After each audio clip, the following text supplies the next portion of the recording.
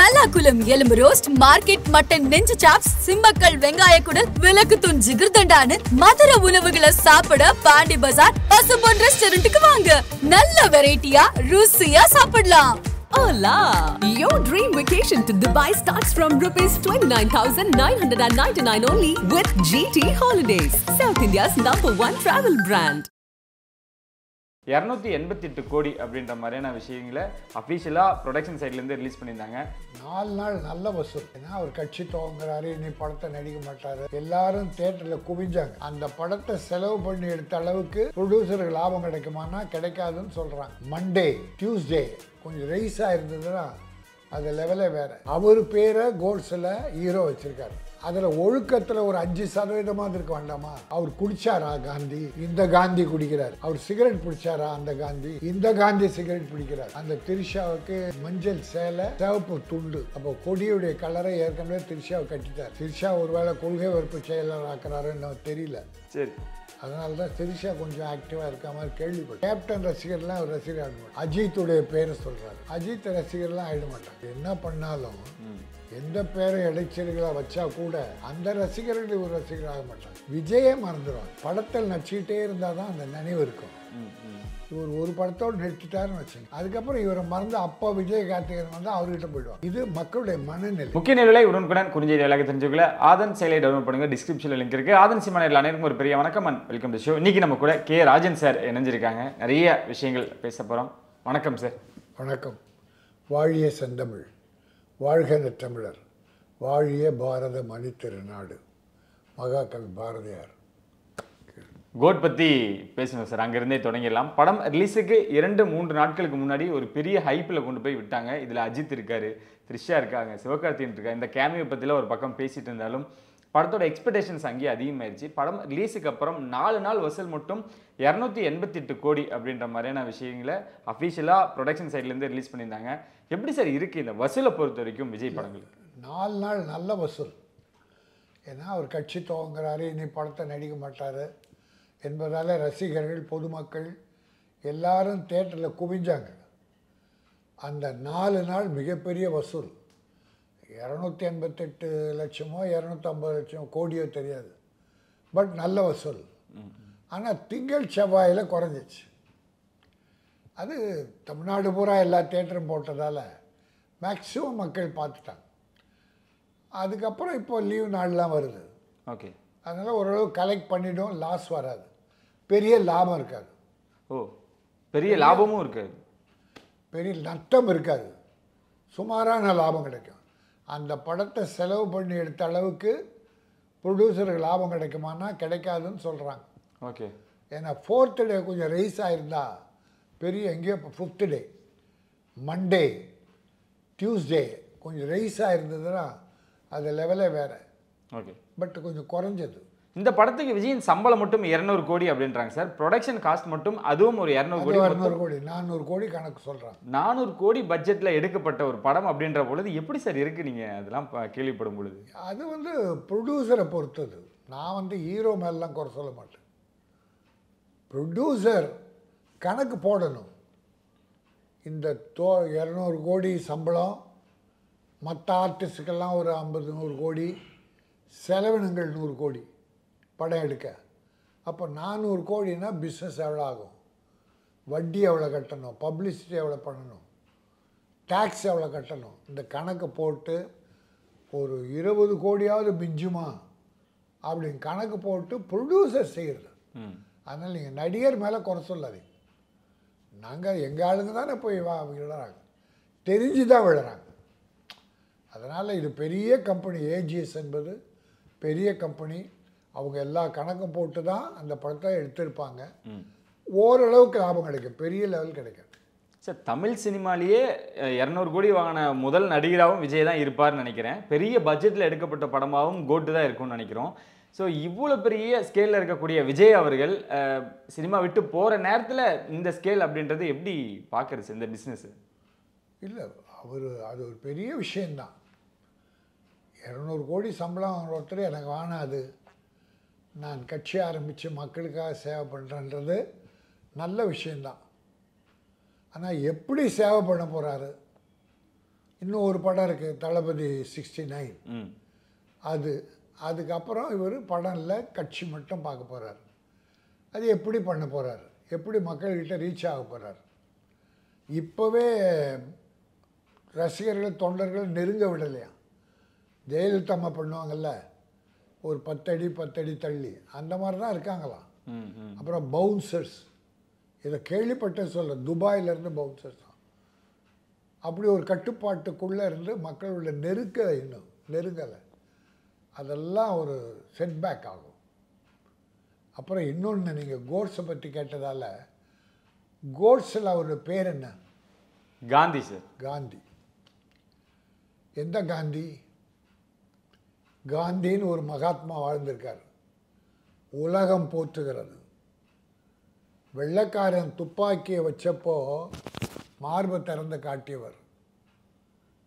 போராட்டங்கள், உண்ணாவிரதங்கள், ஒழுக்க நெறிகள், உலகமே அவரை இன்னைக்கு ஃபாதர் ஆஃப் தி நேஷன், நம்ம இந்தியா உலகமே அவரை மாபெரும் தலைவரை ஏற்றுக்குச்சு.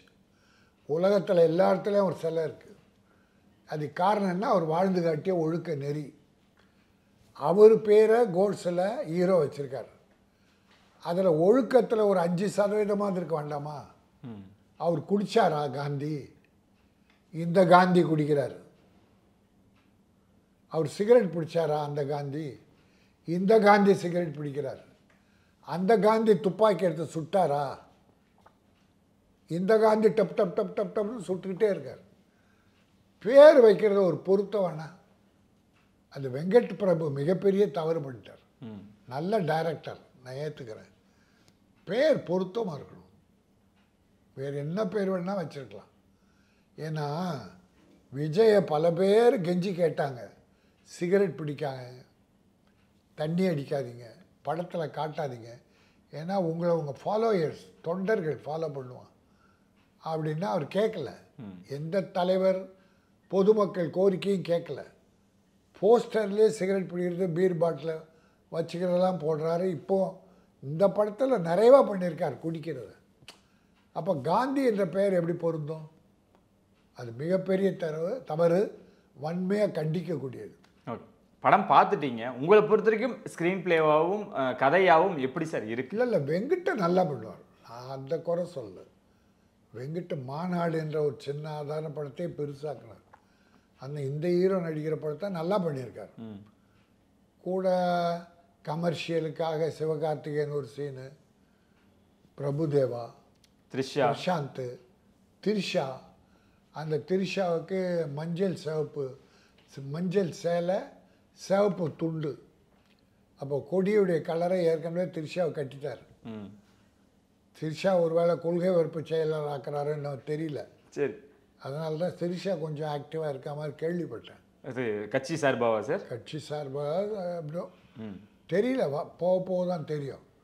ஆனால் இந்த கொடியினுடைய சின்னத்தை கலரை திரிஷா மூலமாக முதல்ல அறிமுகப்படுத்தினார், பிறகுதான் கொடியை அறிமுகப்படுத்துகிறார். அது ஒரு பேச்சு பொருளாக இருக்குது இன்றைக்கி, அதுக்காக சொன்னேன். ஓகே, கேப்டன் அவர்களை பார்த்தீங்களா சார்? அது எப்படி இருக்குது? மன நிறைவாக இருந்ததா அந்த போர்ஷன்ஸ்? சந்தோஷமாக இருந்தது, அவ்வளோதான். அதனால் கேப்டன் ரசிகர்லாம் அவர் ரசிகர் ஆட மாட்டார். அஜித்துடைய பேரை சொல்கிறாரு, அஜித் ரசிகர்லாம் ஆகிட மாட்டாங்க. அஜித்து தான். என்ன அவர் என்ன பண்ணாலும் எந்த பேரை இடைச்சல்களாக வச்சா கூட அந்த ரசிகர்கள் இவர் ரசிகர் ஆக மாட்டாங்க. அதுவும் இப்போ ரசிகர் ஆக முடியாத படமே நடிக்க மாட்டேன்ட்டார. கட்சி தொண்டர் ஆவாங்களா? ஆக மாட்டாங்க.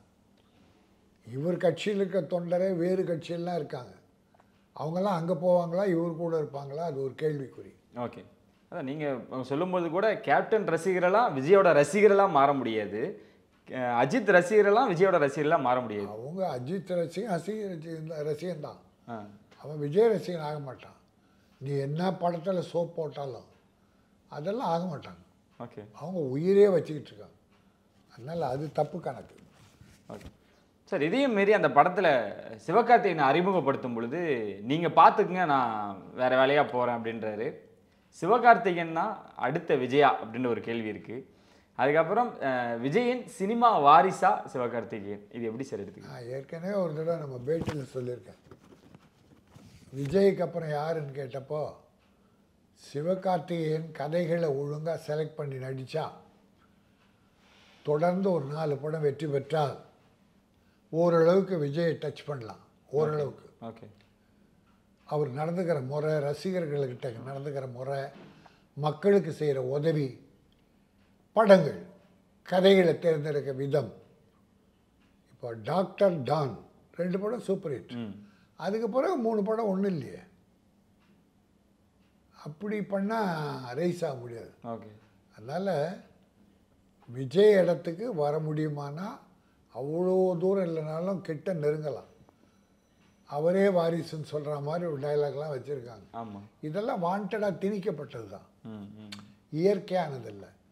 அது ஜனங்க எப்படி ஏற்றுக்கிறாங்கன்றது அவர் இதை விஜய் ரசிகர்கள் எப்படி சார் ஏற்றுப்பாங்க? விஜயே வந்து அடுத்த விஜய் நீ தான் அப்படின்ற மாதிரி கொடுத்துட்டு போகிற ஒரு சீனை பார்க்கும் பொழுது விஜய் ரசிகர்களுக்கு அந்த மனநிலை எப்படி இருக்கு? ஏற்றுக்க மாட்டேன். ஆனால் இப்போ அவரே மறந்துடுவாங்க, விஜயே மறந்துடுவாங்க. படத்தில் நடிச்சுக்கிட்டே இருந்தால் தான் அந்த நினைவு இருக்கும். இவர் ஒரு படத்தோடு நடிச்சுட்டாருன்னு வச்சுங்க, அதுக்கப்புறம் இவரை மறந்து அப்போ விஜய் கார்த்திகேயன் வந்து அவர்கிட்ட போயிடுவாங்க. இது மக்களுடைய மனநிலை. படத்தில் பார்த்து பார்த்து பார்த்து அவரை மைண்டில் ஏற்றிட்டாங்க. படத்துலேருந்து அவர் விலகி அரசியலுக்கு போயிட்டா அவங்க இவரை விலைக்கிட்டு வேறு தலையை நடிகர்கிட்ட போயிடுவாங்க. இது யதார்த்தம். சார் அந்த சீனில் சூர்யாவையோ இல்லை தனுஷோ சிலம்பரசனோ வேறு யாரையாவது கொண்டு வந்திருக்கலாம். இவ்வளோ எக்ஸ்பீரியன்ஸாக இத்தனை வருஷமாக கடினமாக உழைச்சிட்டு இருக்க நடிகர்கள் இவங்களையும் மீறி விஜய் சிவகார்த்திகேயனை தேர்வு பண்ணதுக்கு என்ன காரணமாக இருக்கு? அவங்க கெமிஸ்ட்ரி ஒர்க் அவுட் ஆகிறது. ஓகே. ஒருவேளை சிவகார்த்திகேயன் அவர்கிட்ட ரொம்ப மரியாதை நடந்திருக்கும். நல்லா மரியாதை. சிவகார்த்திகேயன் ஒரு மரியாதையான தம்பி தான். அதனால் வரட்டும், அது ஒன்றும் தப்பு இல்லை. ஆனால் நடிக்கணும், மக்கள்கிட்ட அப்ரோச் பண்ணணும், ரசிகர்களை என்கரேஜ் பண்ணணும். நீ ஒரு 50 அடி தள்ளி இருந்தீங்கனாக்கா அவன் உன்னை தள்ளி வச்சுருவான் ரசிகர். அதனால் இவர் வாரிசுன்னு சொன்னால் வாரிசாக மாட்டாங்க யாரும். சரி. ஒருத்தரும் வாரிசாக மாட்டாங்க. அவர் நடந்துக்கிற முறை, விஜய் நம்ம சிவகார்த்திகேயன் எப்படி மக்கள்கிட்ட நடந்துக்கிறார், ரசிகர்கள் நடத்துகிறார் என்ற முறையில் தான் அவர் வளர்ச்சி இருக்கும். இந்த படத்தில் எல்லா நடிகர்களும் சேர்ந்து நடிச்சிருந்தாங்க சார். ஆனால் எல்லாம் பெருசாக பேசின ஒரு விஷயம், இது ஜெயிலரை கிராஸ் பண்ணும், லியோவை தாண்டும் அப்படின்லாம் சொன்னாங்க. ஆனால் இந்த படம் போட்ட காசை தான் எடுக்கும் அப்படின்ற ஒரு விஷயங்கள் வரும் பொழுது ப்ரொடியூசர்ஸ் எய்ம் பண்ணது ஒன்றா இருக்குது, அதுக்கான ஒர்க் அவுட் அப்படின்றது கம்மியாக தான் இருக்கிற மாதிரி இருக்குது. எங்கே ஒர்க் அவுட் ஆகாமல் போயிருக்குன்னு நம்ம பார்க்கலாம் இந்த கோட்டில். சிலர் ஃபர்ஸ்ட் ஹாஃப் நல்லா இருக்குன்னு சிலர் சொல்கிறாங்க, பல பேர் செகண்ட் ஹாஃப் நல்லா இருக்குன்னு. அது கான்ட்ரவர்சியாக இருக்குது. மொத்த பேரும் ரொம்ப நல்ல படம்னு சொல்ல, ஆவரேஜ், அதுக்காக மோசமான படம் இல்லை. இல்லை இப்போ படம் இருந்தால் கூட ஹாலிடேஸ் வருது, ஆமாம், அதில் கலெக்ட் பண்ணிடும், வேறு படம் இல்லை. அதனால் லாஸ் வராது ப்ரொடியூசருக்கு, ஒரு சின்ன லாபம் கிடைக்கும். போட்ட முதலீடுக்கு ஏற்ற அளவு லாபம் கிடைக்காது, ஆனால் நட்டம் இருக்காது. நட்டமும் இருக்காது, பெரிய லாபமும் இருக்காது. பெரிய லாபம் நிச்சயமாக இருக்காது. ஓகே சார், தேட்டர் ஓனர்ஸே ரெக்வஸ்ட் வைக்கிறாங்க விஜய் அவர்கள். பார்க்குற இடத்துலலாம், போகிற இடத்துலலாம், எடுக்கிற இன்டர்வியூஸ் எல்லாத்துலேயும் விஜய் தொடர்ந்து வருஷத்துக்கு ஒரு படமாவது நடிக்கணுன்ற ஒரு ரெக்வஸ்ட் வைக்கிறாங்க. இப்போது தயாரிப்பாளர் சங்கத்தில் நிறைய முரண்பாடுகள் போய்கிட்டு இருக்கு. தயாரிப்பாளர் சங்கத்தில் இருந்தோ இல்லை இயக்குனர் சங்கத்தில் இருந்தோ எங்கேயுமே இருந்தோ விஜய்க்கு ஒரு ரெக்வஸ்ட்டோ ஒரு வேண்டுகோளோ வைக்கிற மாதிரியே தெரியல. அது இவர் யாரை மதித்தாங்க, அவங்க வந்து இவரை மதிக்கிறது. ஓகே, விஜய் யாரை மதித்தார்? இயக்குனர் சங்கம் மதித்தாரா, ப்ரொடியூசர் கவுன்சில் மதித்தாரா, பெப்சி தொழிலாளர் மதித்தாரா? யாரையுமே மதிக்கல. அவர் வருவார், நடிப்பார், போவார், அவ்வளோதான். ஓகே, யாரோடு நெருக்கமாக பேசுனதில்லை, பழகுனதில்லை. அதனால் யாரையும் இவர் வந்தாருன்னா வராட்டேன்னா சார் நடிகர் சங்கத்துக்கு கூட 1 கோடி ரூபா கொடுக்குறது. அது என்ன, நடிகர் சங்கத்துக்கு 1 கோடி கொடுக்குறது, இவர் நிலைக்கு 10 கோடி கொடுத்துருக்கலாம். இவர் இப்போ வாங்குற சம்பளம் 10 கோடி பரவாயில்ல, அதுக்காக நான் குறை சொல்ல. 1 கோடி பரவாயில்ல. சூர்யா 1 கோடி கொடுத்தாரு அப்பா பேர் வைக்க சொல்லி. ஐஸ்வரி கணேஷ் 2 கோடி கொடுத்தாரு. அப்படி சில நடிகர்களை நம்ம ரஞ்சித் சார் கொடுத்துருக்காரு. அதனால் 1 கோடி பரவாயில்ல, மனசை பொறுத்து தானே. 10 கோடி கொடுத்துருந்தா பெரிய நன்மை, அவர் பேர் எதுக்காக வச்சுருப்பாங்க. இதையும் மீறி 23ஆம் தேதி அப்படின்னு அறிவித்த மாநாடு இன்னும் சந்தேகமாகவே இருக்குது, அதுலேயும் பிரச்சனைகளாகவே இருக்குது. என்ன நடக்குது விஜயை சுற்றி? யார் சார் கைட் பண்ணுறாங்க? இன்னும் அவர் தெளிவில்லாமல் இருக்காரோ? இல்லை, யார் கைடு? புஷி ஆனந்த் தான் கைடு. சரி. புசி ஆனந்த் தலைமையில் ஒரு குழு போட்டிருக்காங்க. அந்த குழு ஆலோசனை பண்ணி என்ன சொல்கிறாங்களோ அதை வந்து இவர் சொல்லிட்டு போகிறாரு, அறிக்கை விட்டுறாரு. ஏன் சார் தெளிவில்லாமல் இருக்கு, ஒரு முடிவாக இல்லாமல் இருக்காங்க? ஒரு நடிகர் ஆரம்பித்தா அப்படி தான் இருக்கும். ஓகே. ஒரு அரசியல் பயிற்சி பெற்றவங்க ஆரம்பித்தா அப்படி இருக்காது. எம்ஜிஆர் திமுகவில் பல ஆண்டு காலமாக இருந்து வந்ததால் அவர் கட்சி ஆரம்பித்த உடனே பவர்ஃபுல்லாக இருந்தது. அப்போ கூட தன்னிச்சையாக எம்ஜிஆர் செய்யலை.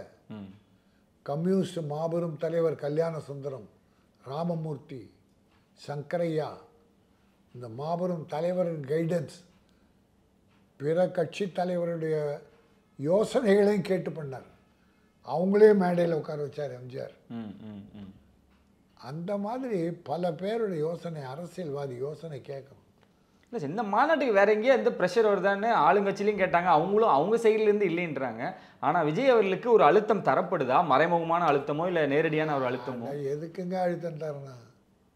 அவர் கட்சி ஆரம்பித்தார். ஒன்று, நம்ம ஒரு கட்சி ஆரம்பித்தேன்னு வச்சுக்க, நான் 200 பேர் வச்சு தமிழர் மக்கள் இயக்கம்னு ஒரு கட்சி ஆரம்பித்தேன்.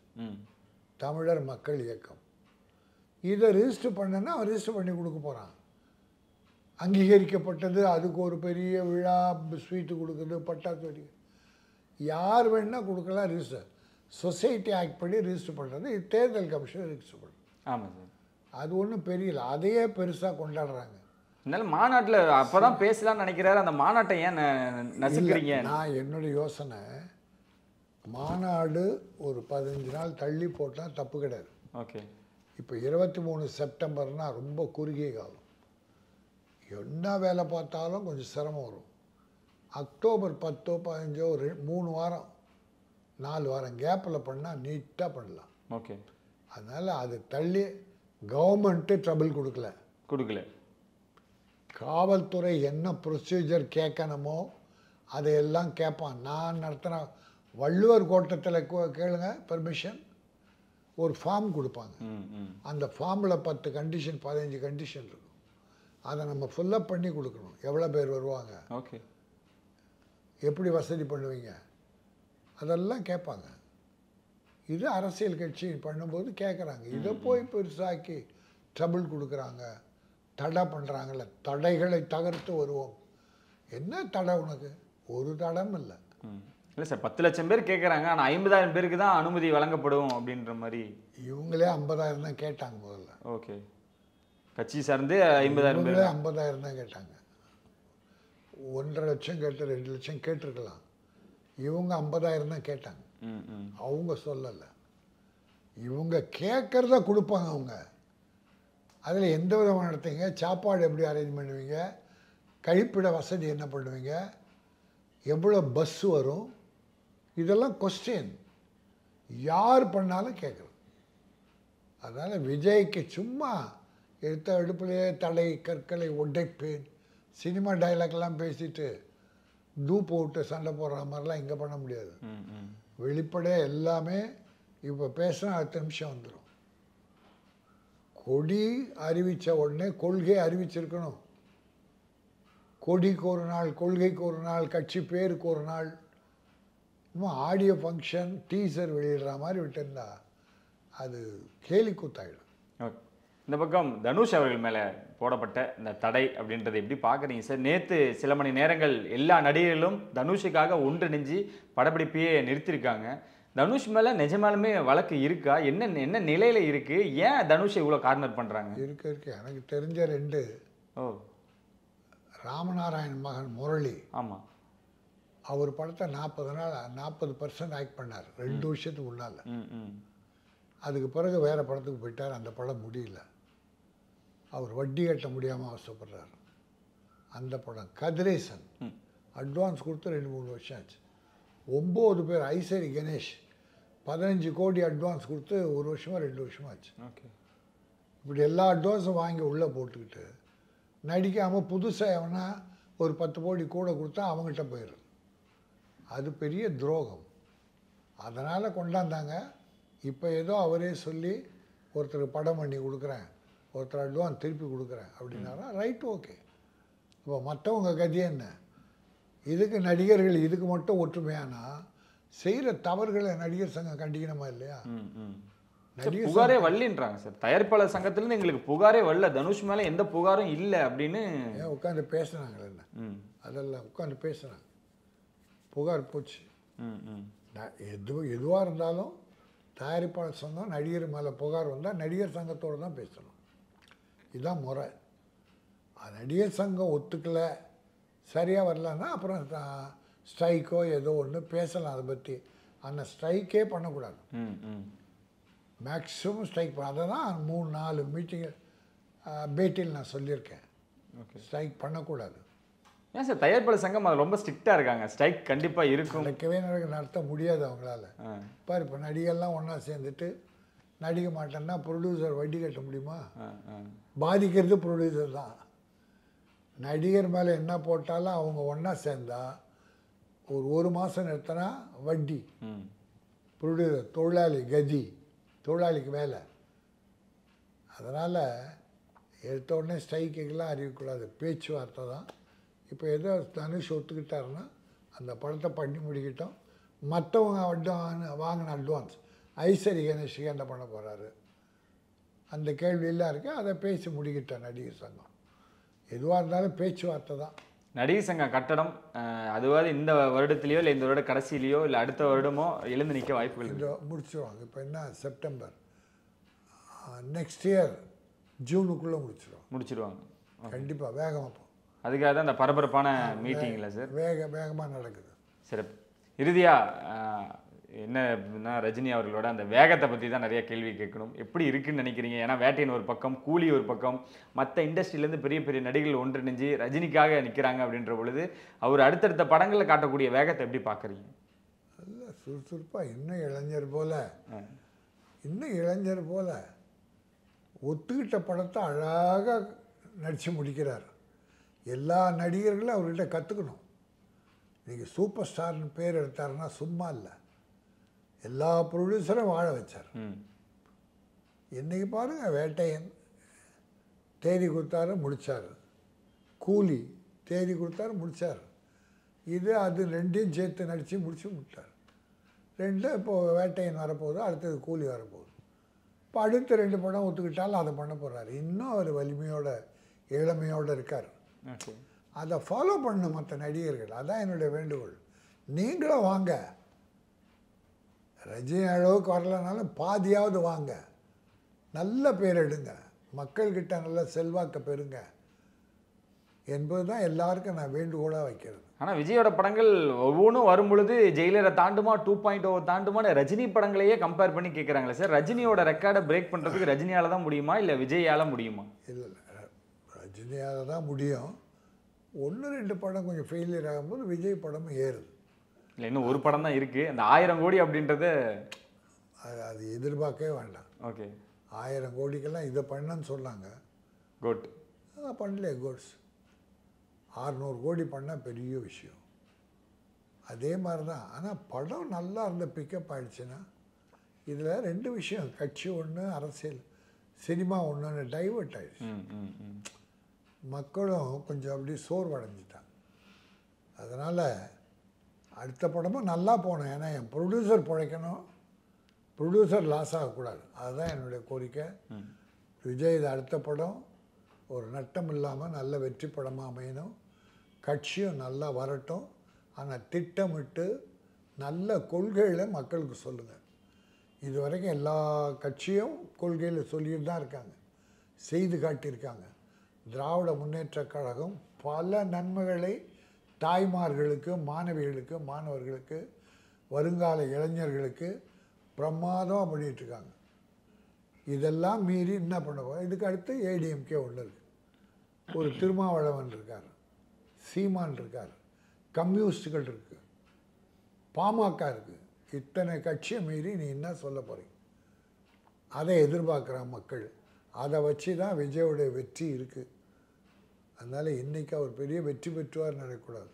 அவர் எப்படி செயல்பட போகிறாரு, எப்படி கொள்கை சொல்ல போகிறாரு, எப்படி மக்கள்கிட்ட அப்ரோச் பண்ண போகிறாரு, எப்படி நடத்த போகிறார் என்பதை வச்சு தான் அவர் வெற்றி பெற என்னுடைய வாழ்த்துக்கள். ரொம்ப நன்றி சார். இந்த நிகழ்ச்சியில் உங்களை சந்திக்கும் முறை எடுப்பேன். நாளை முறையில் நன்றி. வணக்கம்.